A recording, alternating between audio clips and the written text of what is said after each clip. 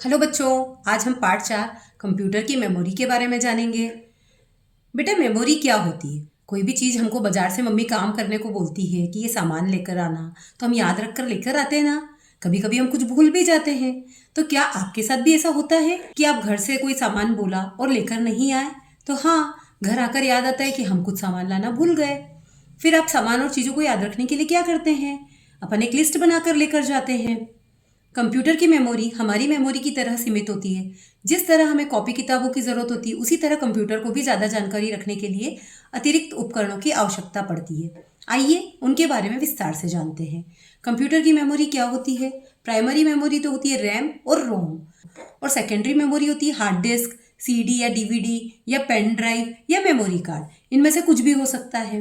Primary memory में क्या होता है? तो प्राइमरी मेमोरी को इंटरनल मेमोरी भी कहा जाता है।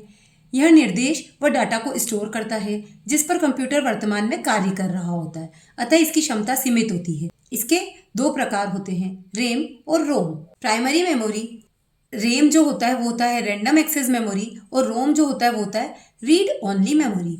रैम का आविष्कार रॉबर्ट डेनार्ड ने सन 1968 में किया था।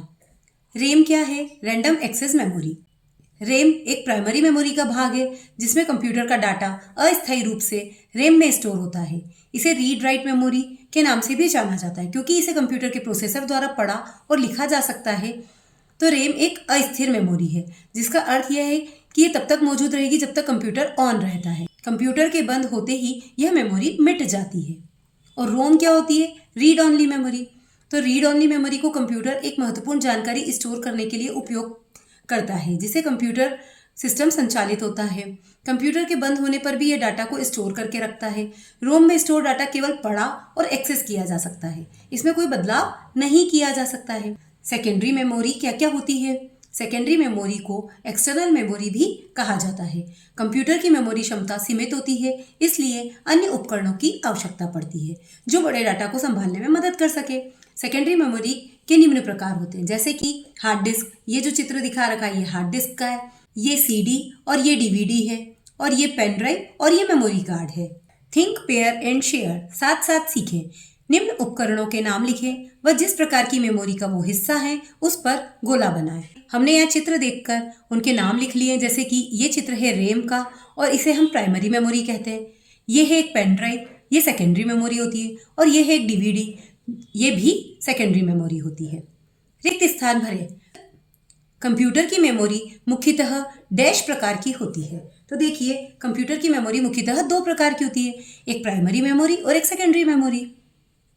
डैश को कंप्यूटर का दिमाग कहते हैं। तो देखिए, सीपीयू को कहते हैं ना कंप्यूटर का दिमाग, तो सीपीयू इसका आंसर होना चाहिए। रैम और रोम मेमोरी का हिस्सा है, तो ये प्राइमरी मेमोरी के हिस्से हैं। कंप्यूटर की इंटरनल मेमोरी डैश होती है।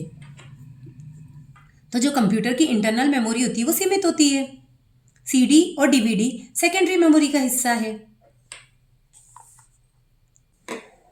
क्या टीवी की अपनी कोई मेमोरी होती है? अगर आपको टीवी की मेमोरी को बेहतर बनाना हो तो आप क्या कर सकते हैं? तो हाँ, टीवी की भी अपनी मेमोरी होती है, उसमें रैम और स्टोरेज होती है। टीवी की मेमोरी को बेहतर बनाने के लिए जो ऐप्स काम के नहीं है उन्हें हम अनइंस्टॉल कर सकते हैं और टीवी को फैक्ट्री रीसेट कर सकते हैं।